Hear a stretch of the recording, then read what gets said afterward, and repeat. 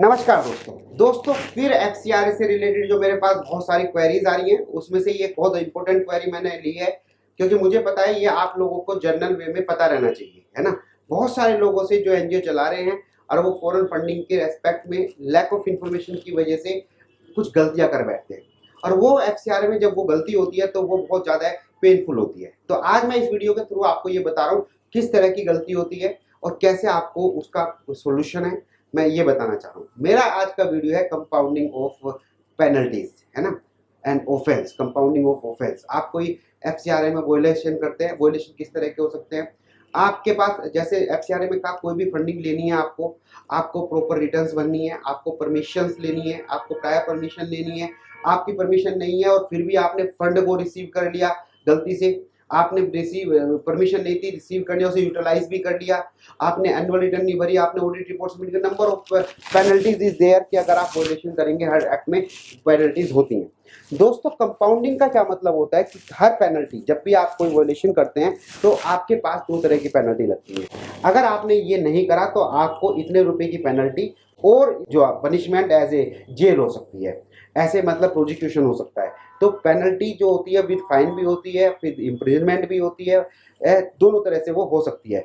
तो अभी जो कंपाउंडिंग का मतलब, अगर आपसे एफसीआरए में कुछ गलती हो जाए तो हम उस पेनल्टी को, भाई जेल जाने से अच्छा है कि हम उसे पेनल्टी दे के कर दें। गवर्नमेंट ये सोचती है कि भाई ठीक है पहली बार गलती हुई है तो सेटलमेंट कर लेते हैं, है ना। सेटलमेंट, जो कंपाउंडिंग का जो एक बेस है ना वो सेटलमेंट है, और जो पेनल्टी है ना, पेनल्टी सेटलमेंट में नहीं होती, पेनल्टी वोलेशन पे होती है। आपने कोई वोलेशन करा, गवर्नमेंट ने कहा चलो सेटल कर लेते हैं, आपस में पहली बार कोई गलती करी है तो सेटलमेंट में तो कोई आपकी पेनल्टी या इम्प्रिजमेंट नहीं होना चाहिए।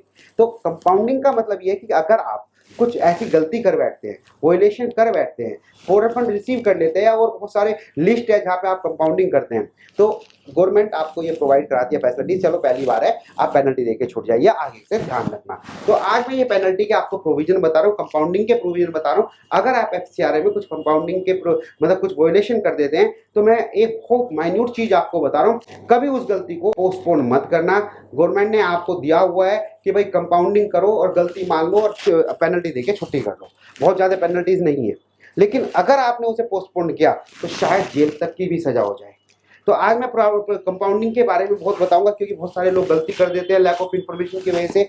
तो कंपाउंडिंग का मतलब समझ में आया आपको। अगर आपकी कोई वोलेशन करा और उसमें पेनल्टी भी है, पेनल्टी विद फाइन और इम्प्रिजनमेंट है, तो आप अपने उस प्रोविजन को कंपाउंडिंग के लिए एप्लीकेशन दे सकते हैं। कैसे देनी है, क्या देनी है, लीगलिटी क्या है, वो दूसरी चीज है, लेकिन मैं आपको छोटी सी इंफॉर्मेशन ये दे दूं, कंपाउंडिंग एक बहुत अच्छा प्रोविजन गवर्नमेंट ने दिया। और आपको बताऊं, एफसीआरए एक्ट 1976 था, उस एक्ट में जो 1976 में बना था और जो 2010 तक चलता रहा, आप देखो कितने सालों तक चलता रहा, उसमें कंपाउंडिंग का कोई भी प्रोविजन नहीं था।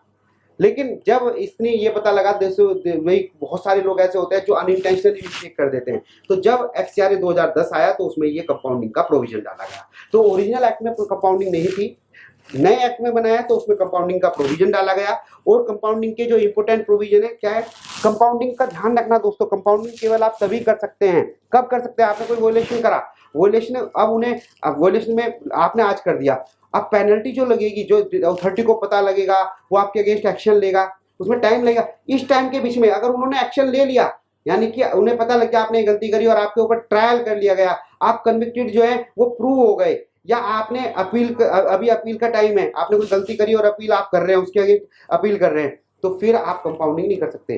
कंपाउंडिंग है स्वेच्छा से ये बता देना कि मेरे से ये गलती हो गई और मैं कंपाउंडिंग करना चाहता हूं, तो तीनों रीजन में कंपाउंडिंग नहीं होगी। कंपाउंडिंग उसमें भी नहीं होगी अगर कोई आपने वोलेशन करा और उसमें केवल इम्प्रिजनमेंट जो सजा है, केवल इम्प्रिजनमेंट है, फाइन है ही नहीं, तो भी आपकी कंपाउंडिंग नहीं होगी। दूसरे केस में है कि जो कंपाउंडिंग का है प्रोसिक्यूशन है, भाई उसमें प्रोसिक्यूशन भी है और पेनल्टी, तो प्रोसिक्यूशन को इंपोज करने से पहले इमीडिएटली कंपाउंडिंग की एप्लीकेशन लगा दो, ये लो है, टेक्निकलिटी है। मेरा क्या कहने का, आपसे गलती हुई ना, डोंट वेट कि आप वेट करें कब नोटिस आएगा, कब ये करेंगे, ऐसे करेंगे। भाई साहब अगर उनका नोटिस आ गया फिर फंस जाओगे, फिर आपको कंपाउंडिंग की भी एप्लीकेबिलिटी नहीं मिलेगी। इसलिए प्रोसिक्यूशन को स्टार्ट करने से पहले, उनका नोटिस आने से पहले इमीडिएटली कंपाउंडिंग का अपना प्रिपरेशन कर लो तो ज्यादा बेटर रहेगा, समझ रहे हैं। तो कंपाउंडिंग जो होगी, अच्छा एक इंपॉर्टेंट चीज और मैं इसमें बता देता हूँ। कंपाउंडिंग में आपने कोई वोलेशन करा, आपने कंपाउंडिंग की एप्लीकेशन दे दी, आपकी अथॉरिटी ने कंपाउंडिंग की एक्सेप्ट भी कर ली, तो जब हो सकता है दोबारा से गलती हो जाए, तो बंदा ये कहेगा क्या दोबारा गलती हो गई, दोबारा कंपाउंडिंग कर दो। नहीं, 3 साल में एक बार ही कंपाउंडिंग कर सकते हो। हाँ, दोबारा गलती हो गई और वो कंपाउंडिंग 3 साल के बाद है, मतलब जो आपने प्रीवियसली कंपाउंडिंग करी है, तो गवर्नमेंट सोच सकती है, अथॉरिटी सोच सकती है कि चलो दोबारा कंपाउंडिंग कर दे। 3 साल से पहले अगर आपने 2 मिस्टेक करी तो कंपाउंडिंग दूसरे पे नहीं मिलेगी, आप पे जो सजा इम्पोज है लॉ में वही आपको मिलेगी। तो दोस्तों ये कंपाउंडिंग के मैंने कुछ प्रोविजन बताए। अगर एफसीआरए में कोई वोलेशन कर दिया, आपने रिटर्न्स नहीं भरी, आपने परमिशन के साथ यूटिलिटी नहीं करी, आपने एडमिनिस्ट्रेटिव एक्सपेंडिचर अगर ज़्यादा कर दिए, आपने और गलतियां कर दिया, अप्रूवल नहीं दिया, आपने फंड रिसीव कर लिया, तो आपने जो गलती करी ठीक है, आप प्रोसिक्यूशन में मत जाओ यार, आपको परेशानी क्रिएट हो जाएगी, इम्प्लीमेंट तक हो जाएगा। आप कंपाउंडिंग की हेल्प लेके अपने इस सोल्यूशन को कर सकते हो। बहुत सारी क्वेरीज आई थी, इसलिए मैंने आपको ये शेयर करा। लोगों को पता ही नहीं है कंपाउंडिंग होती क्या है, कंसल्टेंट को पता ही नहीं है कंपाउंडिंग होती क्या है, तो एक टिपिकल बन जाता है। तो आप ऐसा मत करना। अगर आपसे भी इससे रिलेटेड कोई क्वेश्चन है, कोई आपको एडवाइस चाहिए या कोई भी आपको हेल्प चाहिए, तो आप मुझे एसएमएस या व्हाट्सएप कर सकते हैं। मैं आपकी हेल्प करूंगा कंपाउंडिंग कराने में, कंपाउंडिंग की वर्किंग करने में, आपको एडवाइस करने में, किस तरह से आपकी गलती को रेक्टिफाई किया जा सकता है। थैंक यू दोस्तों।